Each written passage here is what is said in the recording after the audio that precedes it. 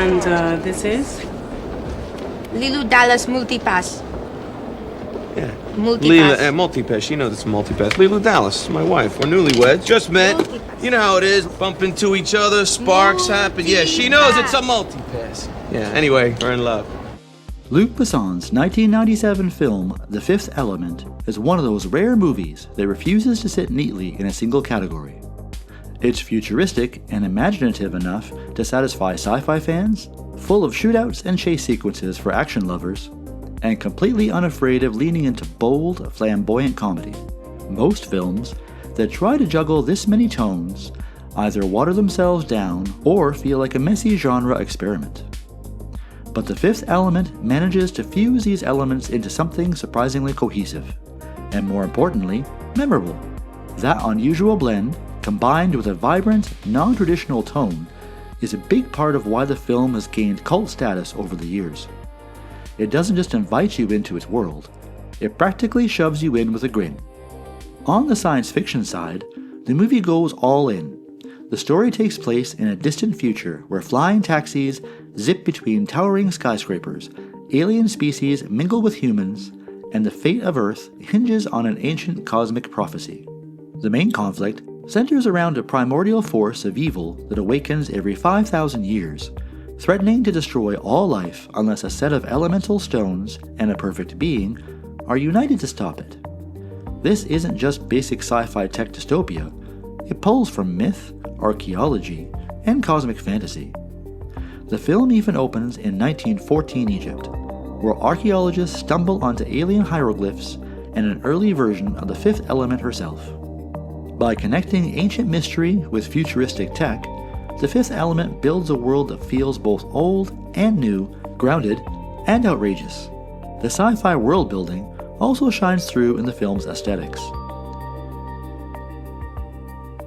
Everything from the police uniforms to the McDonald's employees to the floating cruise liners orbiting distant planets suggest a future that evolved culturally, not just technologically.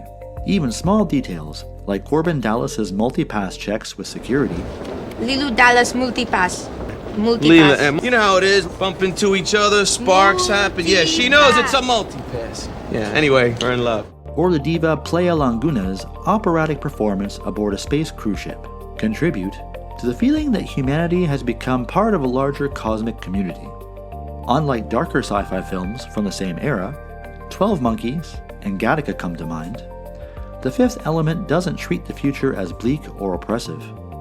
It treats it as weird, colorful, and full of possibilities.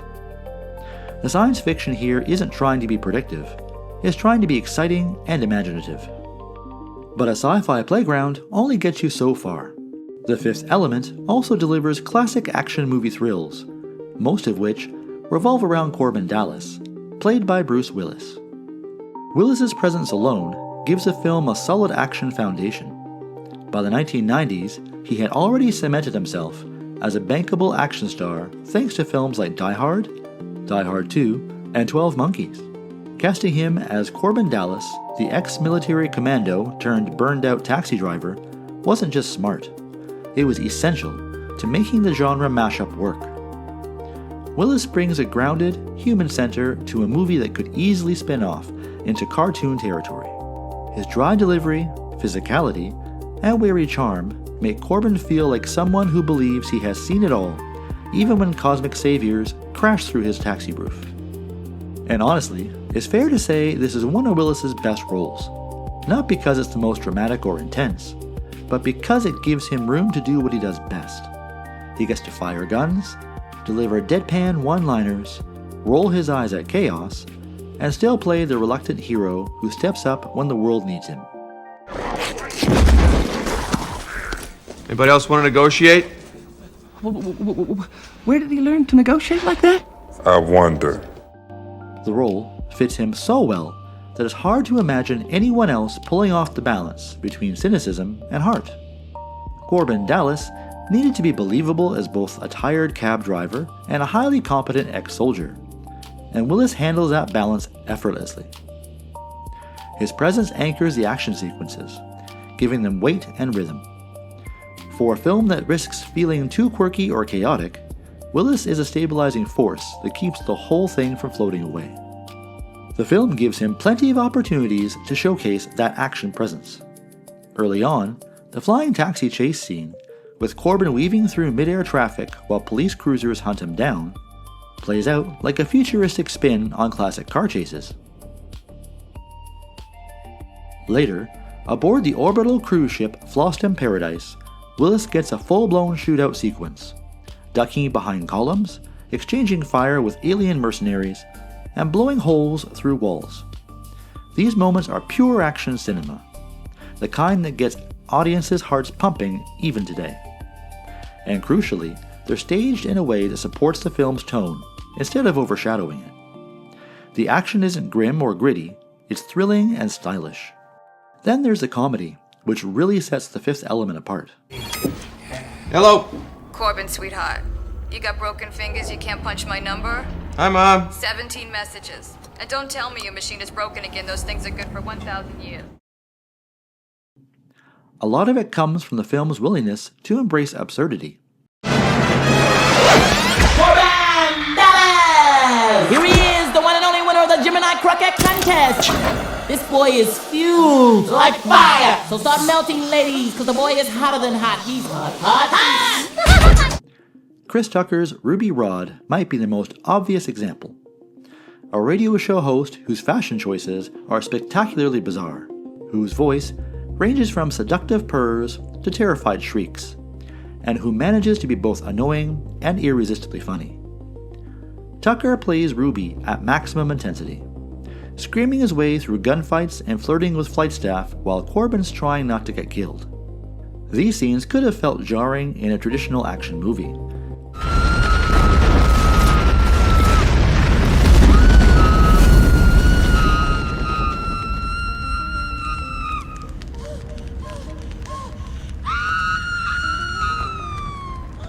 But here, they feel like a part of the film's quirky personality. What really makes the comedy work, though, is the contrast. Corbin's exhausted reactions to Ruby's over-the-top personality create a kind of buddy comedy dynamic without the two characters ever fully committing to the trope. Meanwhile, supporting characters like bumbling policemen, clueless military brass, and even the villain Zorg get laughs through deadpan absurdity. Gary Oldman's performance as Zorg adds another layer of odd humor. His southern drawl, mismatched outfit, and cartoonish corporate menace make him simultaneously threatening and ridiculous. The movie trusts the audience to follow its tonal swings without apology. This brings us to one of the film's most defining features, its non-traditional tone. When The Fifth Element premiered in 1997, the dominant sci-fi mood was serious, introspective, and frequently dystopian. Films like Contact, Gattaca, and 12 Monkeys, one of Willis's other great performances, treated the future as a source of anxiety or philosophical questioning. Even comedies that involved sci-fi tropes, such as Men in Black, tended to be drier and more restrained. The Fifth Element, on the other hand, embraces color, exaggeration, and camp. Its world is bright and chaotic, its costumes are wild, and its emotional beats are played surprisingly straight despite everything around them being so extravagant. This tonal boldness is a large part of why the film became a cult classic. At the time of release, critics didn't quite know what to do with it. Some loved the creativity, while others felt the genre mixing was too uneven. But cult films are often defined by the way they resonate with specific audiences over time, not by universal acclaim. For fans, The Fifth Element is rewatchable precisely because it doesn't fit into a box. It isn't trying to predict the future or warn humanity, it's trying to entertain, and it does so with confidence. Fans quote Ruby Rhod, marvel at Lilu's operatic fight sequence, laugh at Corbin's deadpan reactions, and admire the sheer audacity of Jean-Paul Gaultier's costume designs. The film leaves an impression because it dares to be different. In the end, The Fifth Element works because it combines genres with genuine enthusiasm. Its science fiction elements create a vivid and imaginative backdrop. Its action sequences deliver grounding momentum and stakes. Its comedy brings warmth, personality and surprise. Add to that, Bruce Willis in one of his most fitting roles, balancing weary charisma with heroic competence.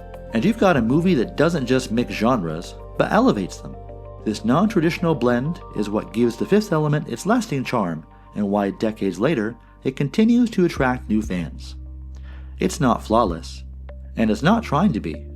It's trying to be unforgettable, and in that mission, it absolutely succeeds. Right, no man. Who's that? Some woman claims to be Corbin's mother. Well, give it here. Mrs. Dallas, this is the president. On behalf of the Federation, I would like to thank you. Please, that doesn't even sound like him. The president's an idiot, and you don't sound like an idiot. If you don't want to talk to your mother, just avoid me like usual, huh? I'll just throw myself in traffic. I'll just saran wrap myself in the bed and pretend that... There's nothing that can stop this. There is only one thing. For a mission of the utmost importance. What mission? Save the world.